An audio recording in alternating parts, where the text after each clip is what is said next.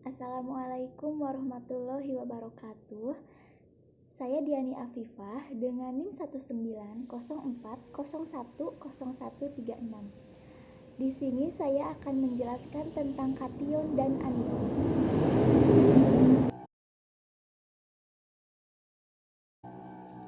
Yang pertama, saya akan menjelaskan tentang kation Ag+ atau AgNO3 dengan nama senyawa organik perak nitrat. Jurnal yang akan saya jelaskan mengenai kation Ag+ atau AgNO3 yaitu berjudul Toksisitas Larutan Perak Nitrat pada mencit bal BC berdasarkan kadar SJPT dan SJOT. Perak nitrat sering dimanfaatkan di berbagai bidang kesehatan, terutama digunakan sebagai bahan antimikroba. Efek pada organisme yang terpapar perak nitrat dapat mengakibatkan adanya akumulasi toksik yang hebat. Berikut cara kerjanya, yaitu yang pertama, izin etika hewan coba. Penelitian ini menggunakan hewan coba mencit bal BC dengan berat 25-30 gram dan telah mendapatkan izin etis nomor 019 KEP UB dari Laboratorium Biosains Universitas Brawijaya. Yang kedua, yaitu persiapan hewan coba. Mencit diaklimatasi di laboratorium hewan coba selama 7 hari dalam kandang sesuai kelompok perlakuan masing-masing.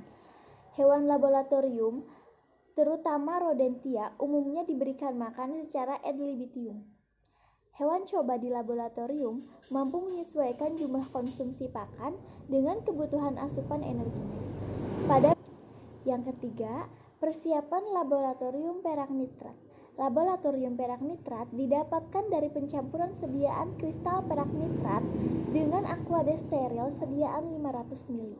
Larutan perak nitrat dibuat dalam 4 macam dosis, yaitu yang pertama 100 mg per mili, yang kedua 200 mg per mili, yang ketiga 300 mg per mili, dan yang keempat 400 mg per mili.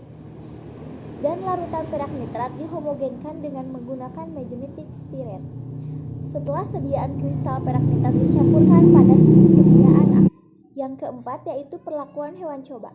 Larutan perak nitrat diberikan secara per oral dengan sonde pada mencit selama 14 hari dan volume yang diberikan adalah 0,5 mili. Perlakuan dibagi menjadi 5 kelompok, yakni kelompok K-min, yaitu yang tanpa induksi. Kelompok P2 diberikan dosis 100 mg per mili, kelompok P3 diberikan dosis 200 mg per mili, kelompok P4 diberikan dosis 300 mg per mili, dan kelompok P5 diberikan dosis 400 mg per mili. Kemudian ada pengambilan sampel serum. Pengambilan darah pada mencit dilakukan setelah masa pemberian perlakuan selesai pada hari ke-22. Pengambilan darah pada mencit melalui sinus orbitalus dengan menggunakan hematokrit. Darah yang diambil disimpan di dalam tabung penojik. Yang keenam yaitu ada pengukuran kadar SJPT dan SJOT. Pengukuran SJPT dan SJOT dapat dilakukan dengan penggunaan serum dari hewan coba. Pengukuran sampel SJPT dan SJOT dilakukan dengan mencampurkan sampel serum dengan reagen bereaksi. Kemudian yang terakhir ada analisis data. Pengukuran pada kadar SJPT dan SJOT dianalisis secara kuantitatif menggunakan Wenwei ANOVA. Selanjutnya yaitu pembahasan. Berdasarkan hasil penelitian tersebut, didapatkan hasil yaitu K-min mendapatkan hasil kadar SJOT dalam interval normal karena tidak diberikan larutan perak nitrat serta hanya diberikan pakan dan minuman secara normal. Pada kelompok P1 atau dengan dosis 100 mg per mili mengalami sedikit penurunan dari kelompok K-min, tetapi tidak menunjukkan adanya perbedaan yang bermakna P lebih dari 0,05. dan masih termasuk dalam interval nilai normal kadar SJPT dari mencit. Kelompok P4 mengalami peningkatan kadar SJPT dari nilai normal karena pemberian larutan perak nitrat menyebabkan terbentuknya radikal bebas yang dapat berinteraksi dengan lipid pada membran plasma. Efek paparan berlebih perak nitrat pada tubuh dapat menyebabkan metabolisme dan detoksisasi dalam tubuh meningkat. Metabolisme dan detoksikasi yang meningkat signifikan dalam tubuh dapat mengakibatkan kerusakan sel-sel hepatosit.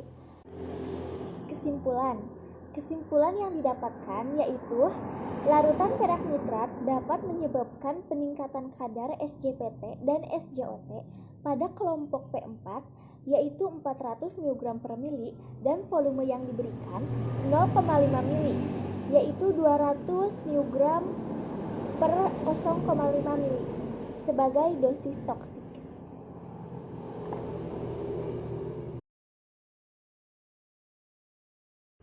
Yang kedua, saya akan menjelaskan tentang anion CH3COO- atau ion asetat.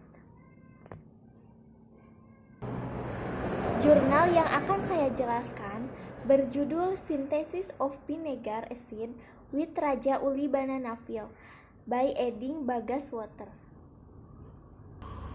Cara kerjanya yaitu yang pertama, bahan kimia dan peralatan instrumentasinya disiapkan. Kemudian, mempersiapkan air tebu. Yang kedua yaitu persiapan substrat kulit pisang dari Raja Uli. Sampel yang digunakan dalam penelitian ini adalah limbah kulit pisang Raja Uli yang dikumpulkan dari penjual pisang, yaitu sebanyak 1,5 kg. Yang ketiga yaitu penentuan kadar alkohol optimum. Substrat dari kulit pisang sebanyak 600 ml ditambahkan dengan air ampas tebu sebanyak 600 ml kemudian dimasukkan ke dalam toples. Selanjutnya didiamkan selama 4 hari dan dilakukan pemeriksaan kadar alkohol setiap harinya dengan cara mendestilasi hasil fermentasi, kemudian dihitung dengan cara pemeriksaan kadar alkohol setiap harinya. Kemudian yang keempat, pembuatan asam cuka kulit pisang dengan penambahan air ampas tebu. Kemudian ditambahkan roti sebanyak 30 gram dan difermentasi sampai waktu fermentasi optimum. Kemudian yang keempat ada uji kualitatif asam asetat dalam asam cuka pisang dengan penambahan air ampas tebu. Uji kualitatif dilakukan dengan penambahan FeCl3 dan H2SO4. Uji positif adanya ion CH3COO- dengan menggunakan FeCl3 ditandai dengan terbentuknya warna merah tua dan setelah dididihkan akan timbul endapan serta terbentuknya warna merah kecoklatan. Jika ditambahkan H2SO4, uji positif adanya ion CH3COO- ditandai dengan terbentuknya bau asam asetat yang khas setelah dilakukan pemanasan.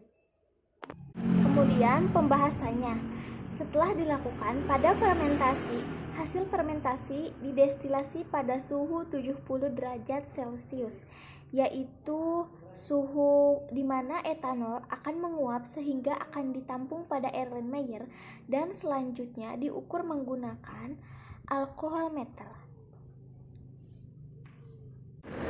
Jika dilihat dari hasil proses waktu yang dilakukan di mana fermentasi Saccharomyces cerevisiae mengalami fase pertumbuhan logaritma adalah pada hari ketiga.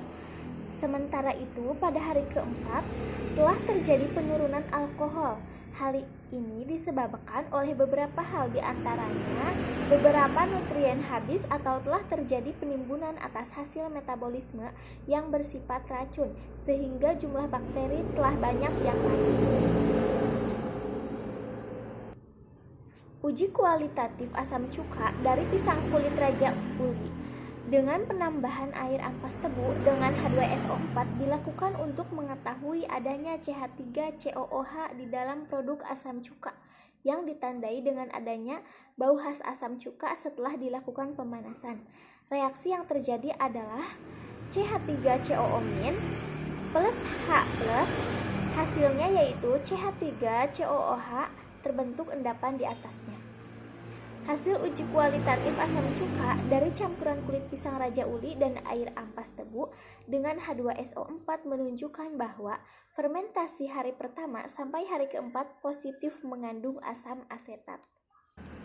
Reaksi yang terjadi pada fermentasi kedua yaitu CH3CH2OH ditambah setengah OH2.